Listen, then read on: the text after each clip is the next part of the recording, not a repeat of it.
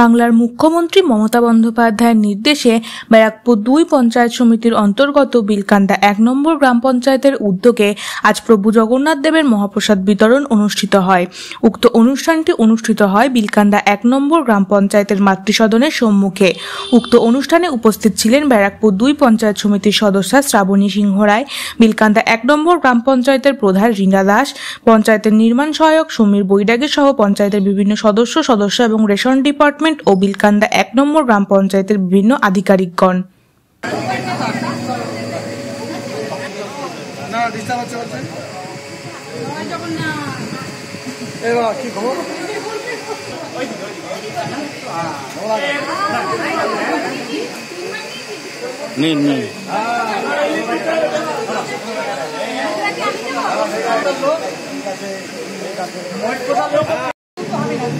এইদিকে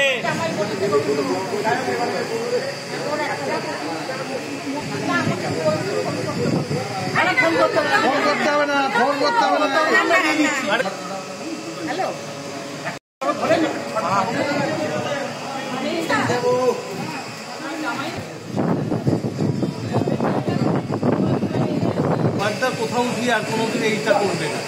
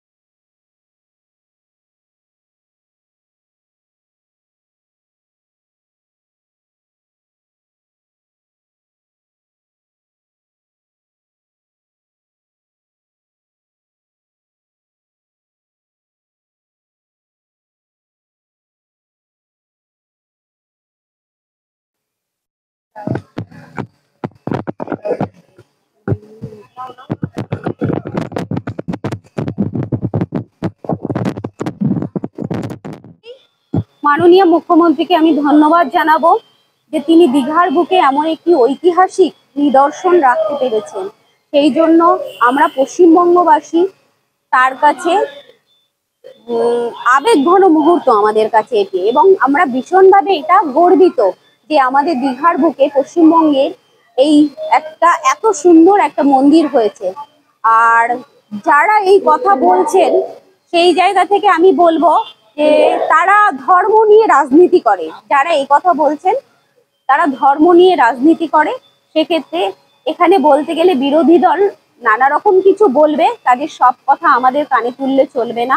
আমরা কাজ করতে ভালোবাসি, তাই মাননীয় মুখ্যমন্ত্রীর নির্দেশ অনুসারে আমরা কাজ করব।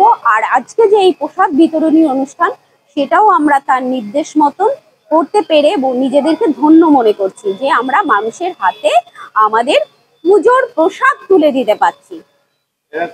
পঞ্চায়েত সমিতি ৫টা পঞ্চায়েতে প্রসাদ বিতরণ চলছে এবং সুষ্ঠুভাবে প্রসাদ বিতরণ অনুষ্ঠিত হচ্ছে। আজকে আপনার বিলকান্দা ১ নম্বর গ্রাম পঞ্চায়েতে অনুষ্ঠিত হলো। কতটা পরিবারের হাতে আপনি প্রসাদ? আমরা আজকে বিলকান্দা ১ অঞ্চল থেকে প্রায় ১৭৮২ জন পরিবারকে আমরা প্রসাদ তুলে দিতে পেরেছি। আর সেই জায়গা থেকে মুখ্যমন্ত্রীকে আমি ধন্যবাদ জানাবো যে তার এইরকম প্রয়াসকে, যে আগামী দিনে তিনি যেটা করে দেখিয়েছেন সেটা আজ পর্যন্ত আমার মনে হয় না কোনো মুখ্যমন্ত্রী এতটা পর্যন্ত ঐতিহাসিক মুহূর্তের সাক্ষী হতে পেরেছেন।